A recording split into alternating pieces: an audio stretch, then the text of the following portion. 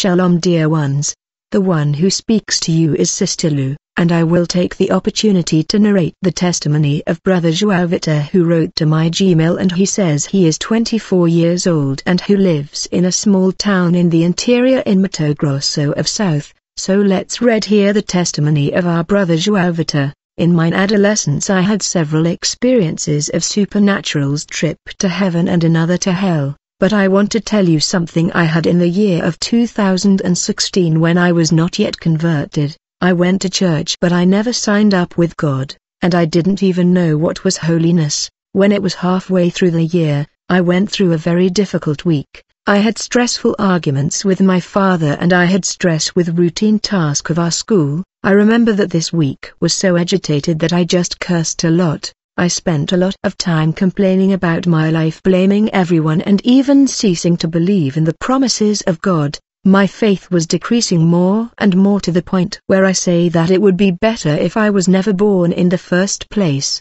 because I could not understand why so much ordeal and so much contempt on the part of people. I did good to them and didn't receive God's blessing. I was a tremendous incredulous. And then it was a Friday on that week when I said it would be better for me to sell my soul to the devil. I was very bitter on that day. On that day when I went to sleep I felt my body was as light as a feather, and I felt that I left my body, and I remember that I was taken to hell. I realized that my senses were not lost, I was just as on earth, but I ended up in a room of an apartment where the view was beautiful and surrounded by several apartments. After contemplating that view, I sat on the edge of the bed that was all white and everything very chic, so I was intrigued by everything, but next to the window there was a small table with drawers, and on top of the table was a black briefcase of businessman style, and that generated doubts, because I was from a poor family. I wonder how did I found myself in such a luxurious place.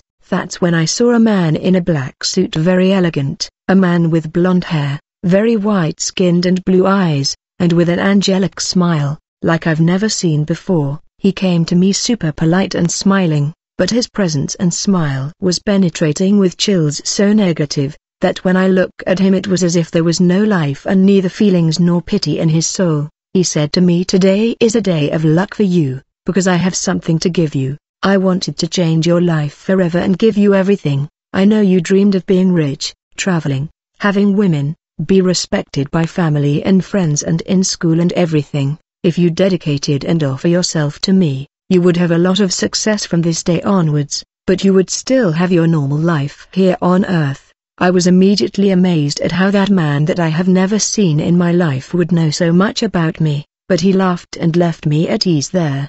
But soon a very beautiful blonde woman in a red gala dress, with long nails painted red, and lipstick well red, she was as beautiful as that man. When I looked at her, she was something magnificent and there was no chance of escaping her power of seduction. She brought many papers and left them on top of the briefcase. I asked, "What is all that?" And they both laughed and told me, "More people would have the same luck and opportunity that you have today, and I will change their lives." For they also called me and others are playing lottery to have my money. What intrigued me most was a parchment that looks brown and old and tied with the black thread like a string around it.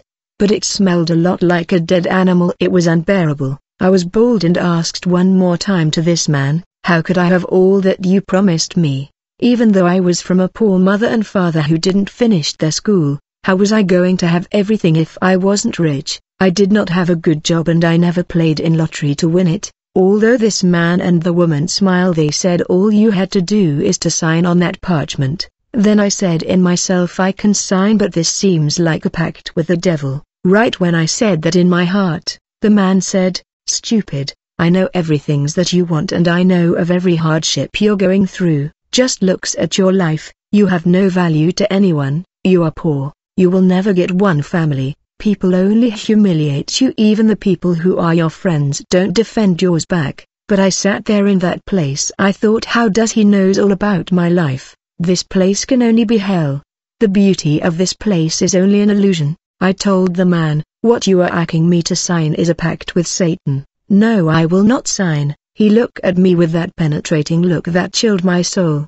He told me, "Here's your offer. See, I'll give you 250 million and farms, lots of gold, You will date any woman in this world, everything will be good and also you will have the respect that you always wanted to, he told me. But tomorrow you check in your drawer, you will see a white paper wrapped with a little red ribbon, and in it you will see a check of 250 million and the account and branch number, the amount of 250 million in reais, the name of the bank manager to help you cash it. But I got up and said to the man, I cannot sign this pact with you, because I was going to burn in the fire of hell for eternity, and that it would not please God. He laughed sarcastically. I said this was all a lie, the devil is a lie. At that moment I saw that beautiful landscape change and become great flames of hellfire in the floor up to the sky. Everything was horrible fire. I saw elderly people screaming and catching fire. They burn in hellfires until only the bones remained. Even children were being burned in hellfire. I wanted to throw myself off the buildings. I said, for God's love we have to help them, let's go help them. But this man who was the devil smiled, and I said, God, how can this man please himself with this? He does not have love. At that moment this woman had already thrown me and grabbed me. I saw her nails grow and her tongue becoming huge. His feet were like a goat. She now had huge horns and became an ugly monster. She held me by the arms and she tried to cut my arms and I felt a lot of pain. I cried out to God and asked to take me out of there. Immediately I was taken back to my body again, and I felt the pain of the lady cut, and for a month I couldn't barely move my right arm. I suffered a lot at work and I had the cut mark for a month, and the next morning I found this curled paper but there was nothing in it. The lesson here is be careful what you wish. Hell is real. Satan is the father of lie. He said I wouldn't have anything and no family, but today God gave me everything, double to the dishonor of the enemy. Everything has a price. The best price is to be in the presence of God. It's a strong testimony from our brother Tiago, and let this really serve as a lesson so no one comes to play with the enemy. The word of God says in James 4:7, therefore submit yourselves to God, resist the devil and he will flee from you.